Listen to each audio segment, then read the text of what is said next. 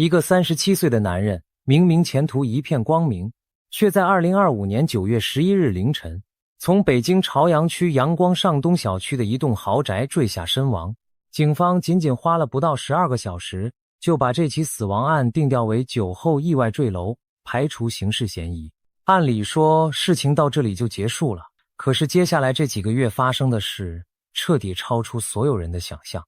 1个月内，全网列出14大疑点；3个月内，全球联署人数突破68万，跨越9年的死亡密码被解开，跨越临界的讯息被一个个英国通灵师和台湾命理师接收到。他自己生前留下的求救摩斯密码被网友破译，他亲手写过的那首藏头诗，5句话头一个字拼起来，居然是今天要我死。更诡异的是，从2025年9月以来，越来越多通灵者宣称接到他灵魂的讯息。他不止一次警告，大劫已经在门口，2026年的中国将迎来一场连他自己都不敢明说的终局考验。船难、火车事故、地震、洪水、外星异象，他叫所有中国人都要小心。一些海外华人甚至认为，这就是上天透过一个冤死灵魂发出的最后通牒。那么，这位男星究竟是谁？他生前到底经历了什么？为什么他的死会牵动到中南海？为什么网友说他的生日和那位最高权力者完全是同一天？为什么他会被选中，成为一场据说是古老献祭仪式的祭品？而最可怕的问题是，如果跨临界的警报真的已经抵达中国，我们这些普通人又该怎么办？今天的影片，我们来深入挖一挖这个事件的所有细节，从一个坠楼案一直挖到中国国运的终极预言。准备好了吗？故事要从那个雷雨交加的9月夜晚说起。时间回到2025年9月10日的晚上，北京已经入秋，朝阳区阳光上东小区那栋18号楼的灯火还亮着。这个小区是北京有名的老牌豪宅，住了很多演艺圈的人。当天晚上，于朦胧和5、6个朋友在一个朋友家吃饭，那位朋友是谁？网络后来爆料，正是电视剧《与进长安》的编剧，网名吉光光，本名李明。据说是前中共国务院总理李鹏的曾孙，这个名字后面我们会反复提到，请记住他。那天晚上的饭局，网友后来反复研究，至少有17个人到场，这就是后来被称为17人饭局的源头。于朦胧坐进这顿饭局的时候，据说他已经很瘦了，瘦到脸颊凹陷，比1年前见过他的人说少了至少20斤。生前最后一次公开亮相是在央广总台2025年端午特别节目，他和牛俊峰、王佑硕、魏然合唱了一首歌。现场照片里，他的笑容已经有点僵硬。饭局到深夜，于朦胧据说回到一间卧室睡觉，并把房门反锁，直到凌晨6点左右，朋友散场准备离开的时候，发现少了一个人。再往楼下一看，于朦胧已经倒卧在地，事发地点就是那栋楼的5楼窗户下方。事情诡异就诡异在这里，为什么一个身高将近1.8米的健康男人会从只有5楼的窗户坠下？5楼的高度按力学计算并不一定致命。为什么朋友当下没有先看他还有没有呼吸，就直接拿衣服盖住他的脸？为什么第一通电话不是报警，而是让社区保安队长打120急救？为什么那位通报的朋友行动模式像是早就知道对方已经断气？更让网友炸锅的疑点还在后面，那扇窗户上的纱窗网据说不是被撞破的，而是被人从外面剪开的，窗户玻璃上有明显的抓痕，像是有人在挣扎。事发那天，整栋楼的监控摄影机居然全部恰好没电，这种巧合，正常人听完都会起鸡皮疙瘩。中国知名作家鲁班在微博一口气列出14大疑点。为什么这么年轻帅气、事业正好的人会毫无预兆跳楼？为什么选一栋可能不会致死的5楼？据说尸体是头朝地，这明显是被人扔出去，而不是自己跳下去的姿势。为什么跳楼前他第2天还排了商演的行程？为什么他口袋里有2块朋友的劳力士手表？为什么他的手机不被警方查验？为什么跳楼前和他喝酒的整桌朋友都不被调查？为什么当天热搜这么快就被全部撤下？鲁班的结论很直接，这分明是他杀。更何况于朦胧本人是出了名的恐高，他在2016年拍摄电视剧《轩辕剑之汉之云》期间，曾经因为吊钢丝失控坠落，留下严重的心理阴影。他本人也曾多次在采访中承认自己恐高，连在上海东方明珠塔上都不敢动。一个恐高到这种程度的人，怎么可能选择跳楼？又怎么可能爬上5楼的窗户？中国大陆女编剧汪于岑在微博发文悼念时，也忍不住说了一句：“你恐高又那么怕疼，不是吗？”光是这一点就足以推翻官方的酒后意外坠楼说法。我们再来看看于朦胧的身体状况。网络流传出她生前最后几个月的照片，全网都惊呼：这还是当年《三生三世十里桃花》里那个眉目如画的四哥吗？照片里的她脸颊深深凹陷，比非洲难民还瘦，眼神空洞，没有光。她从一个身高1.8米的健康男星瘦到不到120斤的程度。这种急速消瘦不是减肥能达到的，那是长期营养不良加上心理摧残的结果。网友翻出他2019年的微博贴文，其中有几条让所有人不寒而栗。没吃饭又进小黑屋，已经不知道今天是周几了，完全不知白昼黑夜。一个正当红的男星怎么会发出这种贴文？除非他真的被囚禁过，除非那个小黑屋是真实存在的。2026年1月，更多的小黑屋影片开始在网络上流出。一段影片显示，平常身边都有人监视的于朦胧，那一天却一个人走进北京的国有美术馆77文创园区，行为相当反常。随后有网友曝光所谓小黑屋的内部画面，那是一个没有窗户的简陋房间，有一些诡异的装潢，仅有基本的盥洗设备和2张床。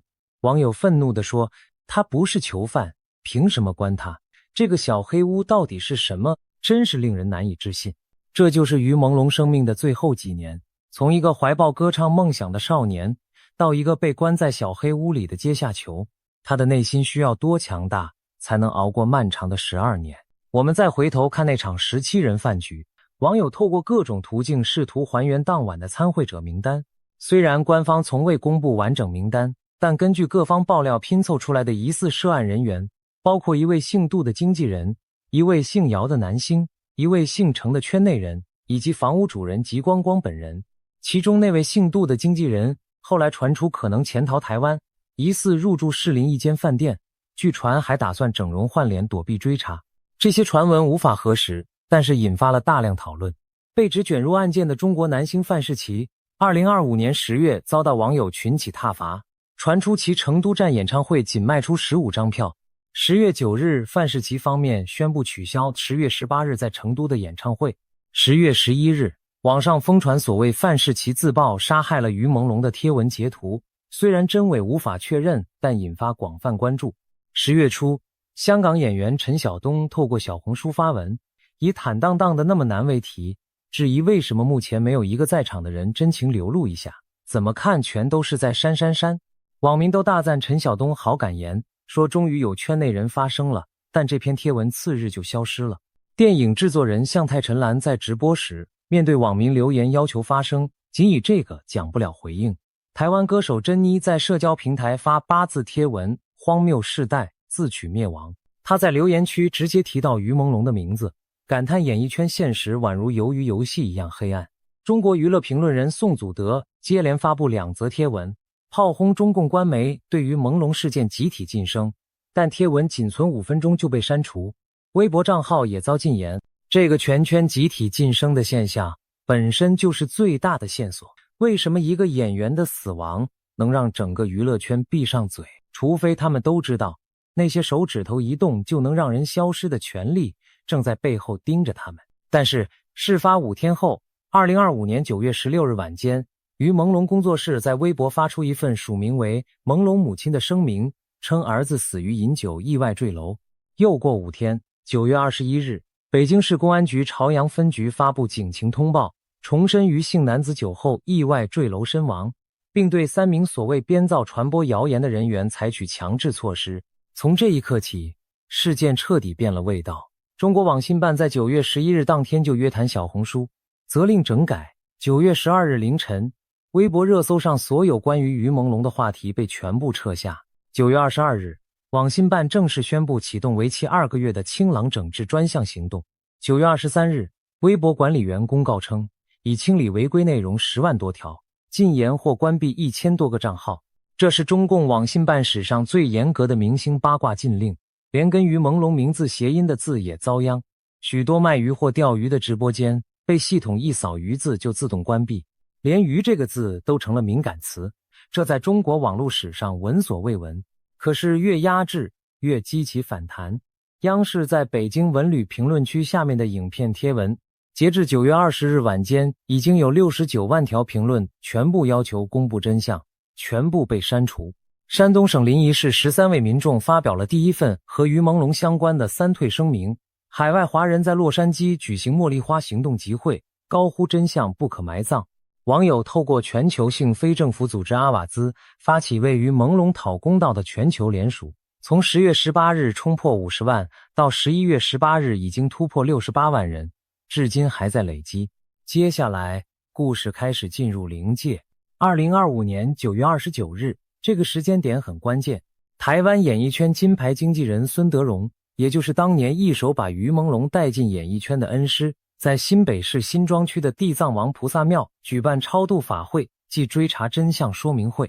孙德荣把于朦胧视为亲儿子，他公开发文说于朦胧曾经向他托梦鸣冤，巨细靡遗地说了很多事情。孙德荣一说托梦，整个华人圈都炸了，因为这已经不是普通的悼念，而是把一只脚踏进了灵界。10月17日，孙德荣再次在新北市为于朦胧举行安灵收魂法会，这次的主题叫做天会亮的，大批民众从各地赶来悼念。孙德荣在记者会上红着眼眶说，于朦胧最后是受了多少委屈和压力，一定要让他走得有尊严，要铲除业界的不合理规则。他表明会亲自参与这件事情的调查，并呼吁粉丝们团结追出真相。对于于朦胧的母亲发出的所谓饮酒意外坠楼声明，孙德荣并没有公开反驳，但他用法会本身的举办表达了一个无声的态度。这个结局他不认可。孙德荣揭露的托梦内容据传极为惊人，其中一段说，于朦胧的灵魂告诉他，自己最后几个小时遭受的痛苦远远超过外界想象。他说自己看到了那些下手的人的脸，看到了那个一直在现场监视的肥胖老男人。他要孙德荣把这个面孔记下来，他要为自己讨一个公道。但更诡异的事情还没结束。法会结束后，孙德荣的抖音账号附近居然出现了一份疑似死亡预告，明确标注孙德荣的死期为2025年10月。孙德荣立刻在脸书发表不自杀声明。他在文中说的话让所有粉丝心惊胆战，他要事先告诉大家自己绝不会自杀，如果自己出事，那一定是他杀。这封不自杀声明发出后，全球华人都为孙德荣捏了一把汗。一个70多岁的老经纪人因为替自己的徒弟说话，竟然要写不自杀声明，这就是当下这个世界的荒谬程度。所幸到目前为止，孙德荣平安无事，他的法会也顺利结束。但孙德荣表示，法会结束后他将不再发表相关文章，让于朦胧安静地走完最后一程。孙德荣的安静是一种被迫的安静，他知道自己再多说一句话，可能就是下一个倒下的目标。但他用2场法会把该说的都说完了，剩下的留给时间，留给天意。在孙德荣之外，还有更多失踪的演艺圈人士。网络爆料中提到的死者包括于朦胧、乔任梁、邱锋以及失踪女星吕佳蓉。邱锋据说涉入黑钱纠纷和圈内恩怨，因敢与权势对抗触怒黑暗势力，遭到残忍杀害。死亡背景与于朦胧案及乔任梁案件相似，3人被看作娱乐圈被迫害的代表。吕佳蓉则是一个更神秘的案例，她原本是颇有人气的女星，后来突然从演艺圈消失，至今下落不明。网络爆料称她可能也已经遭遇不测，但因为缺乏尸体和官方证实，她的失踪被刻意低调处理。如果这些爆料属实，那么中国演艺圈过去10几年的暗黑历史可能比我们想象的还要恐怖。接下来轮到一位叫泰威廉的英国灵媒，他在2025年10月初的直播中宣称，他接到了一个来自东方的灵魂呼唤。他说自己当天本来只想放松一下，结果一直觉得有个灵魂在呼叫他。他后来才知道，那是一位名叫于朦胧的中国演员。泰威廉说，于朦胧告诉他，他不是自杀，他是被害的，请为他发声。他告诉他，这些操控他的人把名人关进笼子或地下室，锁在房间里，直到他们服从。这些名人没有自己的身份和生活，因为这些人控制着他们的生活。他还说，自从他去世以来，他的商品、电视节目和音乐销量飞涨。他要警告粉丝不要再装作不知道发生了什么。他说粉丝们其实都知道，都目击了一切，甚至有人参与了。泰威廉特别提到一个细节，他说于朦胧告诉他，他喜欢唱歌，唱歌让他快乐，也让妈妈快乐。他非常想念他的妈妈。这个细节非常击中人心，因为现实中于朦胧确实是先当歌手才转型演员的。他2007年参加我型我秀进入演艺圈，2013年参加快乐男声拿到全国第10名才正式出道。他的初心本来就是唱歌。泰威廉的直播在华人圈疯传，他接着说，世界正被一个邪恶的秘密组织掌控，他们在背后操纵一切。他直接喊话中国观众，你们值得拥有正义与自由，你们一定要勇敢站起来，为正义而战，不只是为了于朦胧，也是为了你们自己。最让人后背发凉的是，泰威廉说，于朦胧离世的月份是9月，而9这个数字就是整场变化的关键。他预言，这场变化将在9的时间周期内发生，可能是9天、9周，甚至9个月。当那个时刻到来时，中国人民将开始夺回力量。9个月，从2025年9月算起，加上9个月就是2026年6月。这个时间点后来被无数灵媒、命理师、预言家反复提及。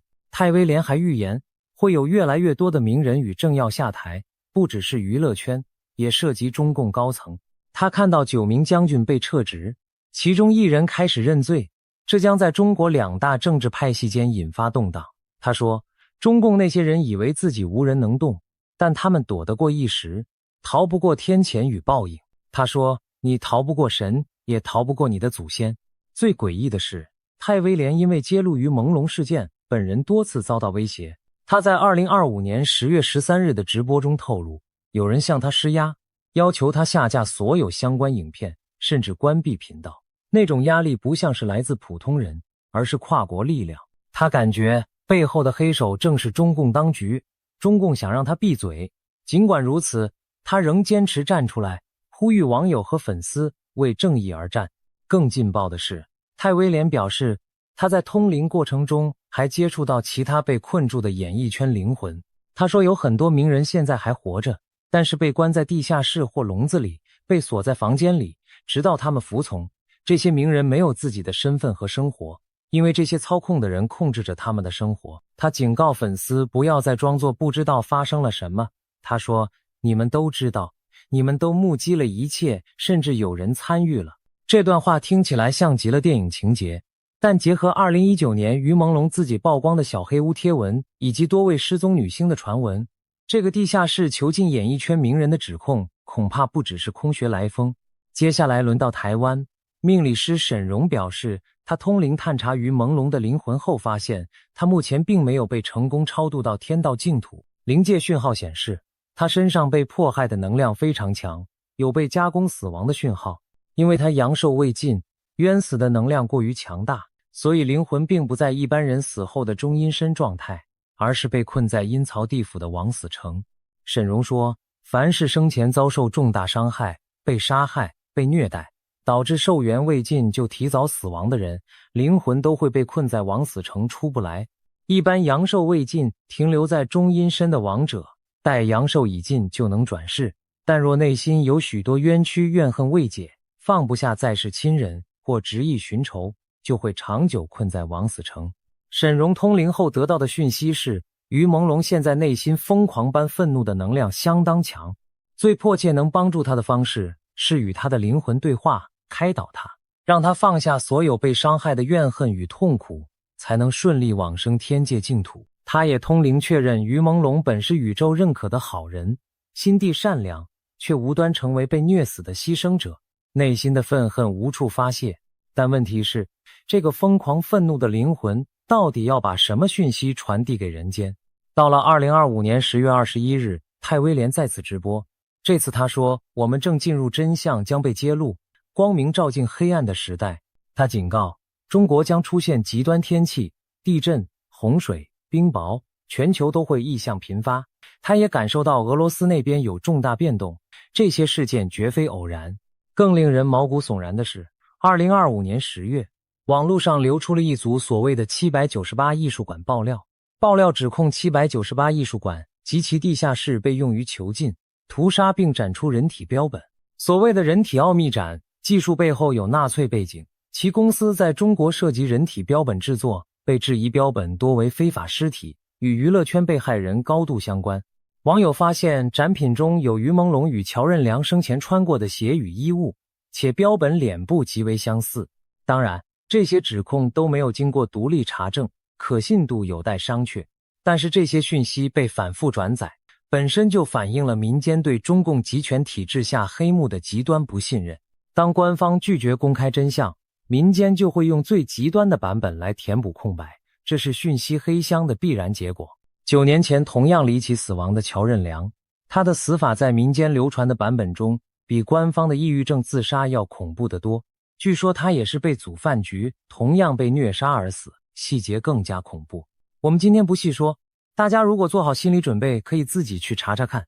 如果本身因为于朦胧的事情就已经很悲伤的朋友，可以等之后再看，别让自己情绪崩溃。两个男星相隔9年，死法相似，生日和高层相同。如果这是巧合，那真是宇宙级的巧合；如果不是巧合，那就只剩下一个解释。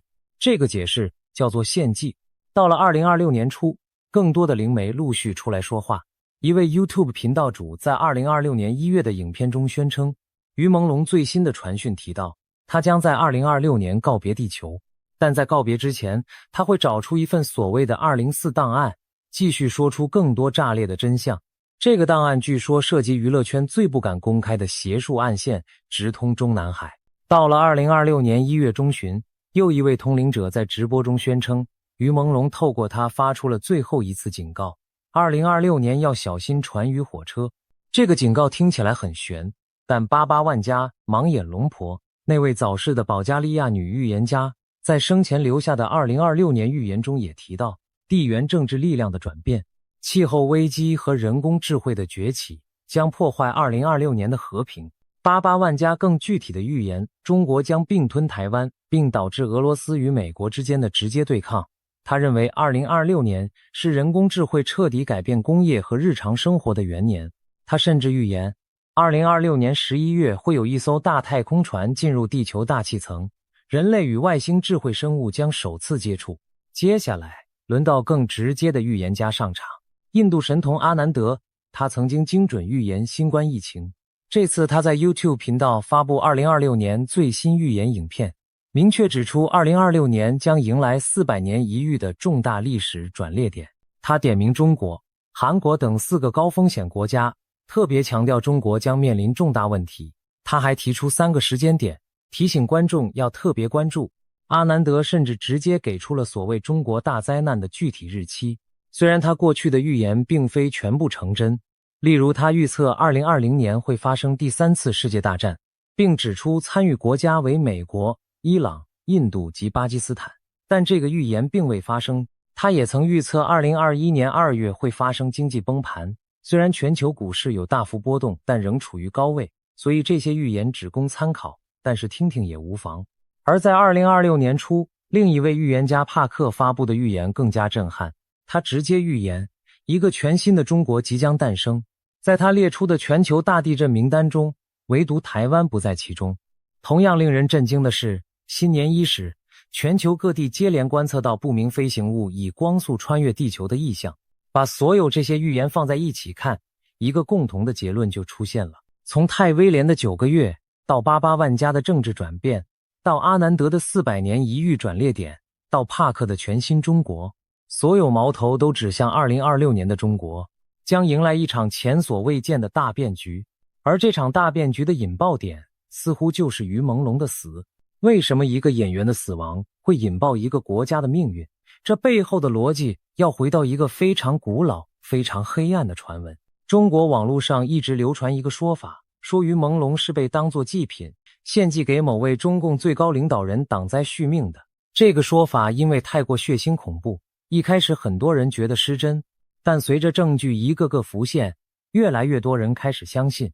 这个传闻的逻辑是这样的：于朦胧的生日是6月15日，这一天恰好也是中共现任最高领导人的生日，两人同日生。更诡异的是，9年前2016年，另一位中国男星乔任梁在上海家中神秘死亡，死因官方说是抑郁症自杀，但网络一直流传说乔任梁的死亡细节极为恐怖，他和于朦胧的死法极为相似。乔任梁的生日是10月15日，10月15日恰好也是那位最高领导人父亲的生日。两个和高层生日相同的男星相隔9年，死亡细节相似。这如果是巧合，那就是宇宙级的巧合；如果不是巧合，那就只剩下一个解释：献祭。民间盛传的说法是，这是某种古老的献祭仪式，让有相同生日的人代替权贵家族承受劫难。中国命理专家发现，网传的于朦胧被虐杀的过程竟然跟古代邪术的程序极为相似。据说献祭的目的是让那位最高领导人能够延寿到150岁。更可怕的证据来自一部电视剧。在于朦胧出事前不久的2025年8月下旬，一部叫做《与进长安》的电视连续剧开播。这部剧的编剧之一正是吉光光，也就是李明，前总理李鹏的曾孙。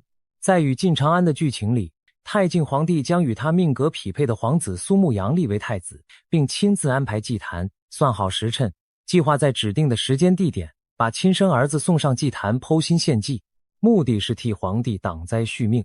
因为皇帝打算长生不老，最后这个计划以失败告终。关键是《与进长安》改编自同名小说，但小说原文中根本没有这个太子献祭情节，这个情节是吉光光在电视剧中凭空加入的。为什么一个编剧会在电视剧中提前预告一场活人献祭仪式？难道这真的是一场早就设计好的谋杀？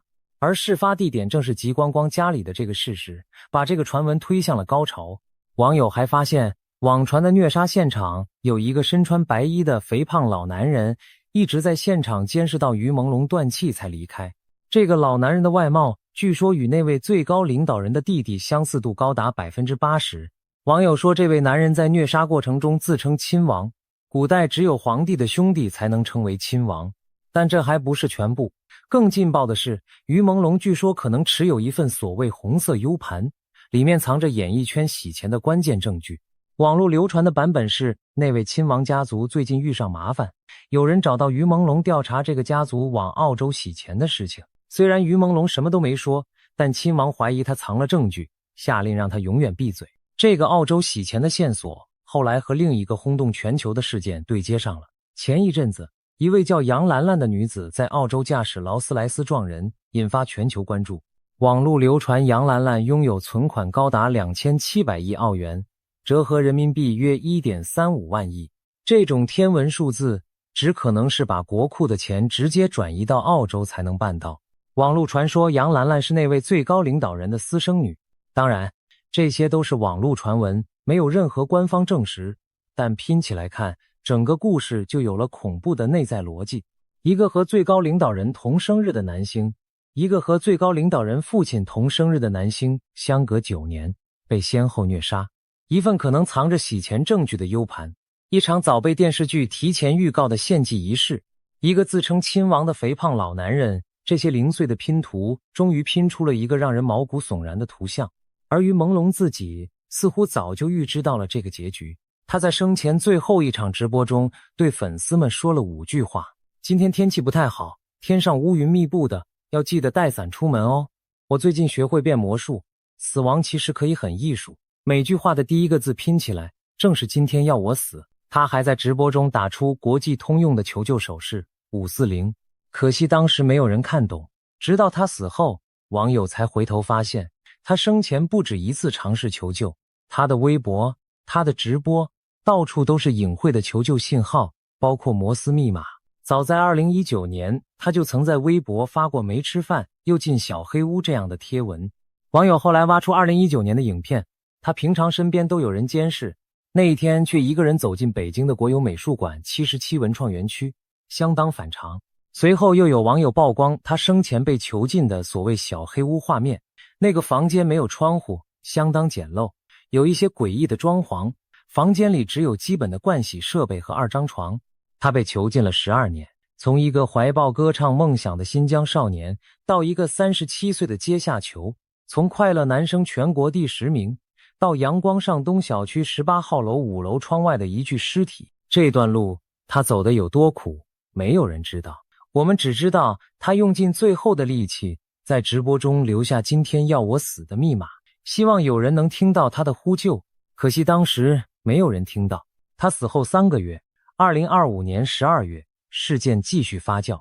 被指卷入案件的中国男星范世琦，传出在成都站演唱会仅卖出15张票，被迫取消演唱会。10月11日，网上疯传范世琦自曝杀害了于朦胧的贴文截图，虽然真伪无法确认，但引发广泛关注。更诡异的是，于朦胧死亡涉事的北京阳光上东小区出现了抛售潮。中国房产网站房天下显示，这个小区在于朦胧案发后，共有多达93户二手房同时挂售，疑似全社区住户集体抛售，价格几乎腰斩。原本一个老牌豪宅，住户都是有钱人，怎么会集体抛售？除非他们亲眼看到了什么，或者亲耳听到了什么，让他们连赔钱都要逃离。到了2025年11月，网络上出现了所谓的暗网影片外流，多家中外媒体保持审慎态度，强调没有证据能支持遭虐杀的说法，但是讨论热度依然居高不下。位于朦胧讨公道的全球联署，到2025年11月18日突破68万人，中国警方仍维持9月结案结论，并逮捕多名散播极端谣言的网友。事件就这样悬而未决地进入2026年。2026年3月，台湾媒体报道，这场从中国发源的阴谋论已经透过社群网络渗透进台湾社群，从一个明星的死亡演变成一场跨越临界的讯号传递，再演变成全球华人对中国未来的深层恐惧。当真相被封锁，恐惧就用故事来填补。这就是为什么跨临界警报这个说法会在2026年的此刻引爆，因为太多的线索，太多的预言，太多的巧合，全部指向同一个结论：中国的结束已经到了。让我们把时间线整理一下，从唐代预言师黄檗禅师诗开始，这部一共14首的预言诗几乎百发百中，准确预言了从明朝灭亡、清朝各代、8年抗战、国共内战、国民党退守台湾等重大历史事件。它最关键的时间点，根据预言家的解读，很可能就在2025到2026年。其中关于中共的一个说法叫做蛇始蛇终，中共政权从1949年蛇年开始，将会在某一个蛇年终结。2025年正是乙巳蛇年，距离下一个蛇年2037年丁巳蛇年还有12年的缓冲期，但所有预言的目光都锁定在当下这个蛇年的尾巴。当蛇年的尾巴扫过2026年，于朦胧的死似乎成了压死骆驼的最后一根稻草。所以这位最高领导人为什么要急着献祭？因为他知道2025年是他的本命蛇年，是他人生最大的结束年，他需要找一个和他同生日、同八字的人来带他承受劫难。这就是民间所称的挡灾续命。但是黄檗禅师诗说，天意难违，任何试图透过邪术来躲避天劫的举动，最终都会反噬自己。网络上有一种说法，那位最高领导人从2025年下半年开始，已经明显出现了被反噬的迹象，9名将军被撤职，多名高层官员出事，这正好对应了太威廉预言的中国2大政治派系间的动荡。而黄檗禅师诗第10首写道：金蛇出现意中时，南部边疆大军临。这一首被认为是预言中共政权终结的关键诗。从1949年蛇年中共建政算起，到2037年丁巳金蛇年，刚好是88年。但更多预言家把目光锁定在2025年到2026年这个过渡期，认为这是命运齿轮转动的真正起点。从2025年9月到2026年现在，7个月过去了，距离太威廉预言的9个月节点已经非常近。这也是为什么最近这几个月有越来越多的通灵者、命理师、预言家纷纷出来说话，他们都感受到了同一股能量，一股在2026年将要爆发的能量。我们不妨把所有预言放在一起对照。英国灵媒太威廉预言9个月内中国将迎来巨变，多名将军下台，名人陆续出事，极端天气袭击。他的时间点落在2026年的春夏之交。台湾命理师沈荣通灵确认于朦胧灵魂被困亡死城，愤怒能量极强，将透过各种方式向人间传讯。他不直接给时间表，但确认方向。印度神童阿南德预言2026年是400年一遇的历史转捩点，中国将面临重大问题，并提出3个高危月份。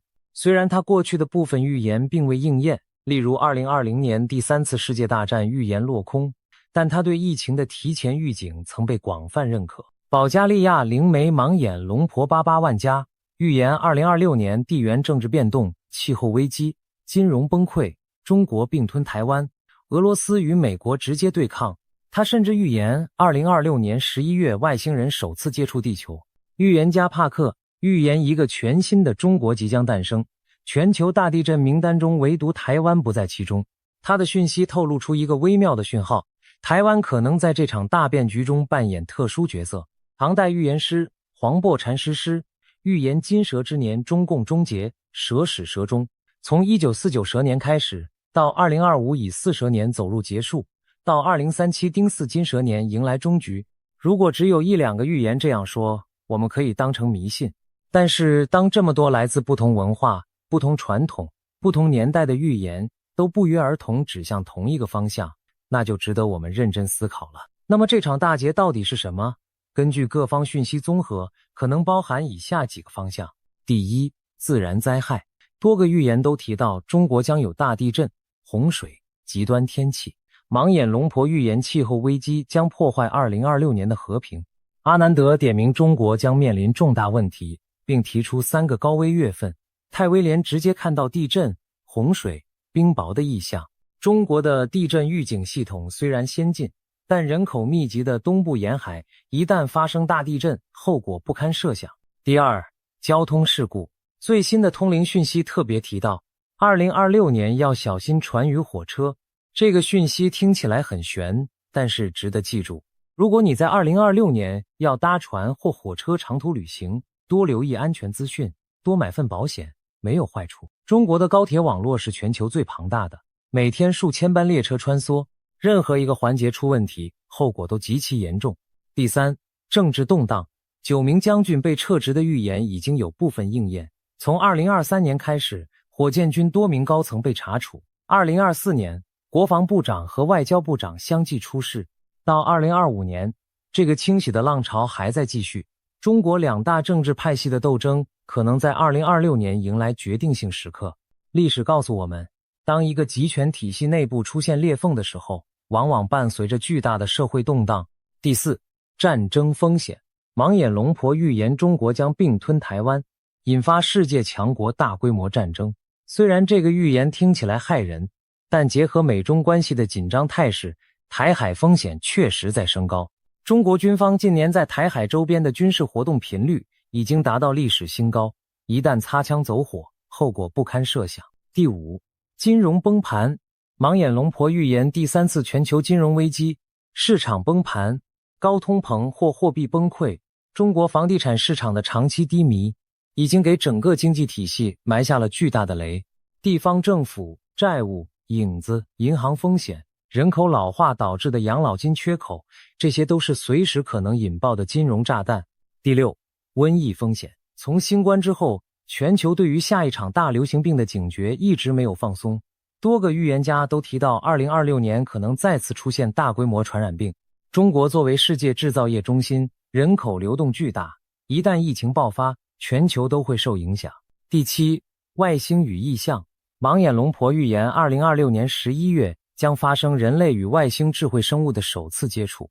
这个预言听起来像科幻小说，但是近年来各国政府陆续解密的不明空中现象报告，已经让这个话题从边缘走向主流。2026年新年伊始，全球各地接连观测到不明飞行物以光速穿越地球的异象。把这7点放在一起看，2026年的中国确实处在一个风险高度集中的历史节点，所以那些跨临界的讯号可能不只是迷信，而是某种人类集体潜意识的提前感应。那么我们普通人又该怎么做？第一，保持清醒，不要恐慌。预言只是参考，不是命定。历史上有太多预言最终没有应验，即使有大事发生，每个人能做的就是把自己和家人照顾好。盲眼龙婆有些预言准到让人发毛，例如戴安娜王妃之死，例如911事件。但她也有很多预言是错的，例如她预言2016年欧洲将被穆斯林占领，这显然没有发生。预言家也是人，他们的讯息有真有假，我们需要保持理性的筛选能力。第二，多储备一些必要物资。多位预言家在预测2026年动荡的同时，都建议大家适度囤货，干粮、饮用水、常用药品、保暖衣物，这些东西平时用不上，关键时刻能救命。建议家里至少准备1个月分量的食物和饮水，一个应急包，一些现金。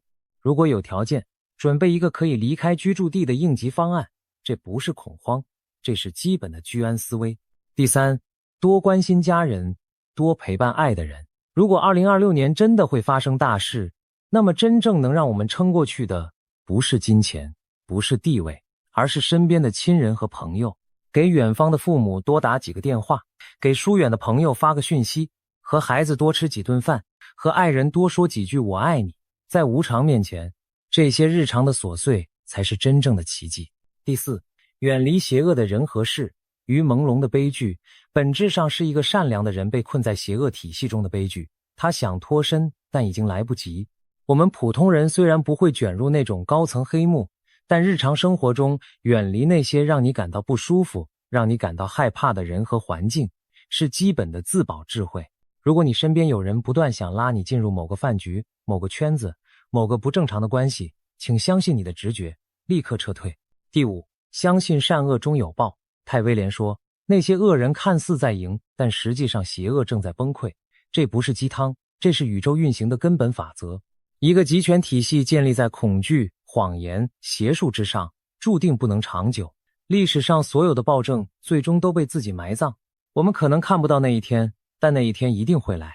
第六，多做善事，多积阴德。中国古人说，积善之家必有余庆。